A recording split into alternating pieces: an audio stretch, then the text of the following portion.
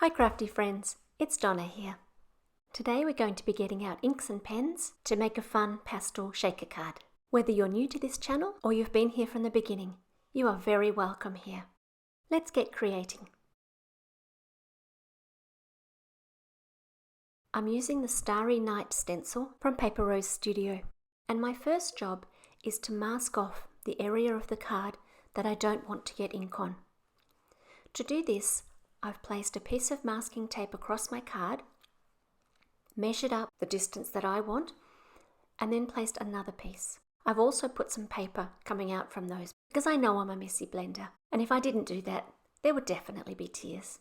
Using just 3 inks, it's possible to get a full rainbow if you choose the primary colours.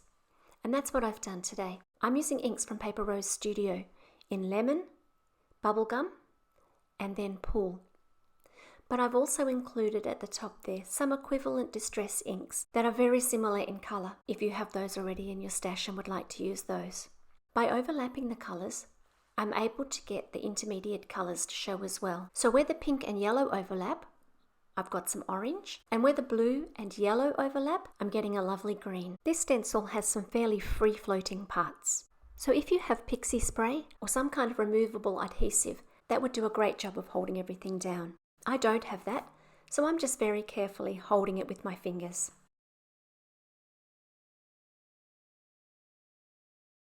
Once I think I might be happy with the blending, I'm just going to peel this up a little bit and have a sneak peek to be sure that I have the coverage that I want. That looks fine, so I'm going to stick everything back down and get on with the next step. I've chosen 2 different Copic multi-liners for this outlining, a 0.5, which is the bold one that I'm using first on the stars and some of the larger bits, and then a 0.05 for the finer details. Once I've done that, I've removed the stencil and drawn a thicker and thinner line at the top and the bottom of my stenciled area. I lost a little bit of footage here, so I've had to stage a recreation of actual events. The sentiment for today's card comes from Paper Rose's Lotus Bouquet stamp set, and I'm going to use my Misty for that because I don't want to make a mistake after I've gone to all this effort.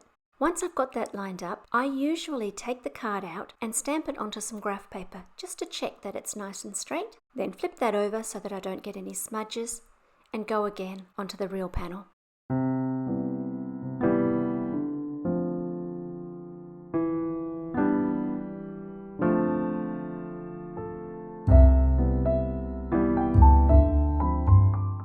Next, I'm going to make this card into a shaker.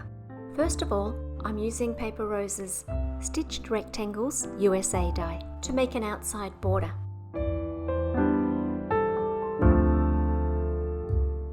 I've cut a piece of packaging to be my front window and then put some double-sided tape all around the frame before sticking that on.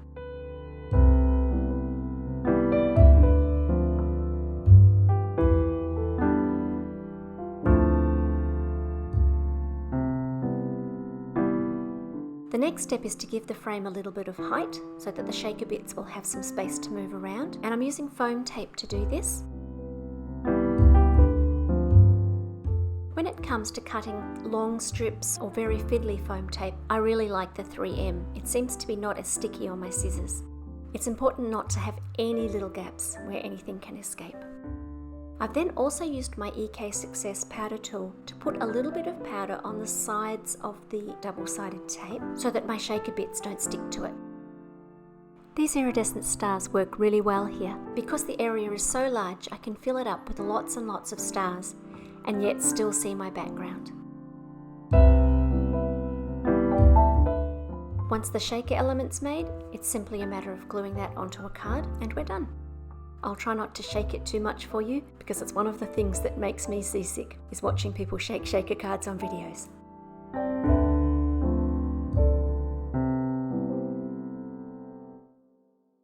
Well, just one little shake. I'm going to leave you with some close-up photos of the card. To tell you the truth, of all of the cards I've made in my card making career, which is a lot of years these days, this was one of the hardest to photograph. I took tens and tens of photos over several days in different lighting conditions and with different backgrounds, and I'm not exactly happy with any of them, but I hope that it gives you enough of a look that you can capture some of what the card is. It's been lovely sharing this time with you, and I hope to see you again soon. Stay safe, everybody.